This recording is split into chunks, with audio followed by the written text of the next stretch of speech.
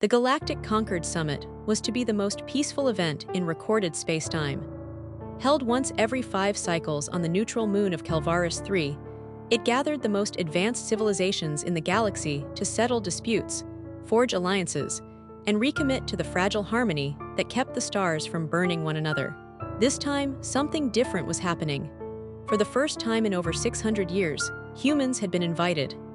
After their catastrophic age of collapse and self-imposed exile, Earth survivors had rebuilt quietly, advancing further than anyone had expected. Their return to interstellar diplomacy was seen as symbolic.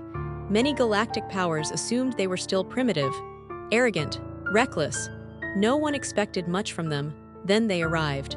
The Artemis Ascendant, Earth's newly commissioned diplomatic vessel, entered the Kelvaris system with a subspace ripple so large it startled 3 fleets.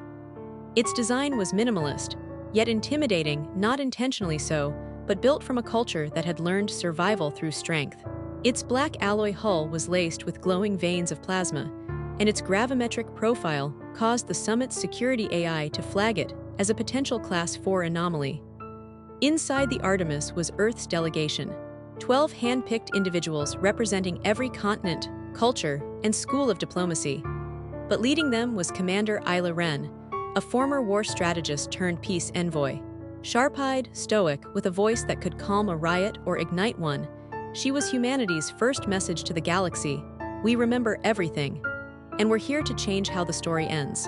As the shuttle landed on the crystalline landing field, representatives from the Juret Hive Collective, the Oran Technotheocracy, the Voran Singularity, and over 60 other civilizations watched in growing unease. The humans didn't wear diplomatic robes. They wore charcoal black uniforms with no visible weaponry, but every single one of them moved like they were trained to kill. Isla stepped forward first. Her expression was unreadable. The Juret speaker leaned toward the Voran's intelligence stream. "They look like an invasion force," it hissed. "They brought no weapons," the Voran replied. "No visible weapons," corrected the Juret.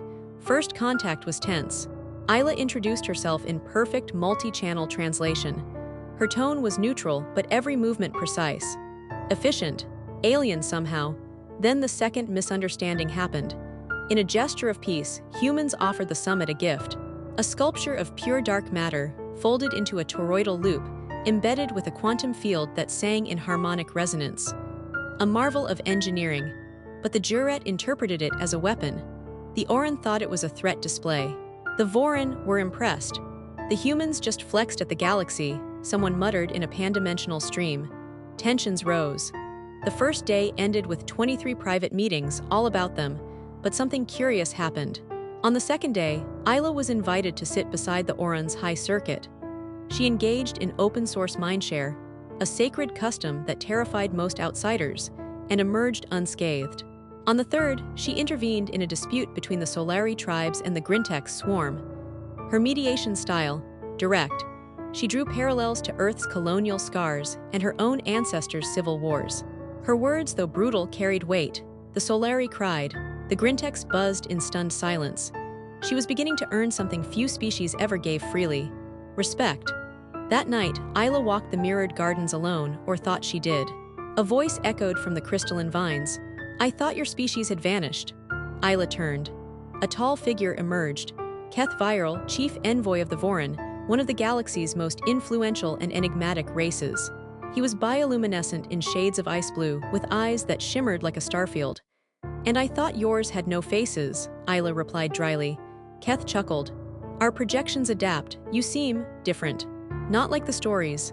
"What stories? That your people eat planets?" Isla blinked. "Only on holidays." Keth tilted his head. "You carry the weight of a fallen empire."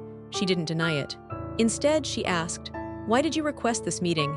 He stepped closer, and his projection stabilized into something more humanoid, more familiar.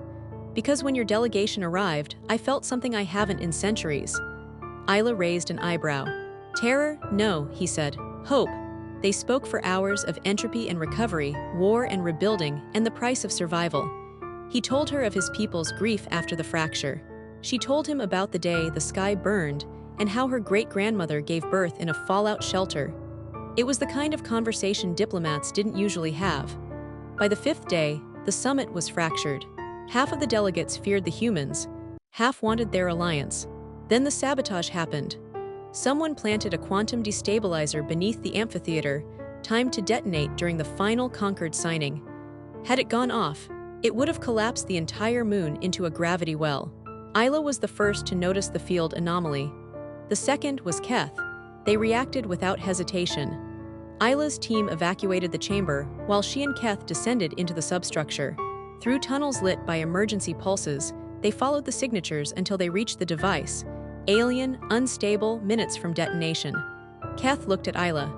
"You'll have to override it. My biology can't interface." "You trust me? Do I have a choice?" "No," she said, and got to work. Her hands moved with the precision of someone who'd once disarmed nuclear mines under fire. Sweat beaded at her brow. The destabilizer's AI began speaking, mocking her. Keth moved to shield her as defense drones activated, fighting them off with light and song-based energy fields. In the final seconds, Isla rerouted the destabilizer into a feedback loop. The field collapsed inward harmlessly. They made it out alive, barely. Her arm was singed. His projection flickered, but the summit was saved. Afterward, in the glare of 1,000 hollow cameras, Isla and Keth stood together. He raised her hand in the old Voran victory salute. Across the galaxy, perception began to shift. The humans hadn't come to intimidate, they'd come to protect. The story changed. In the following weeks, Earth signed 3 major diplomatic accords. The Voran established an embassy in Earth's orbit. Trade routes opened. Cultural exchanges began, and Isla. She was offered a permanent seat at the Galactic Concord as Earth's first voice. She declined. Instead, she boarded the Artemis and disappeared into the stars, her new assignment. Peace envoy across unstable sectors. A soldier of diplomacy, a guardian of trust. Before she left, Keth met her at the launch platform. "You could stay," he said. "So could you," she answered. They didn't kiss, not yet. But his hand brushed hers as she stepped into the light. An unspoken promise lingered between them. Someday, as the Artemis ascendant vanished into the ether stream, stories bloomed. Of the human who disarmed a star. Of the alliance that began in suspicion and bloomed in fire. Of love not yet named but deeply felt. And across the galaxy, old fears faded, because the humans were back. And this time, they came not to conquer, but to stand between chaos and peace. And maybe, just maybe, to write a new chapter in the stars.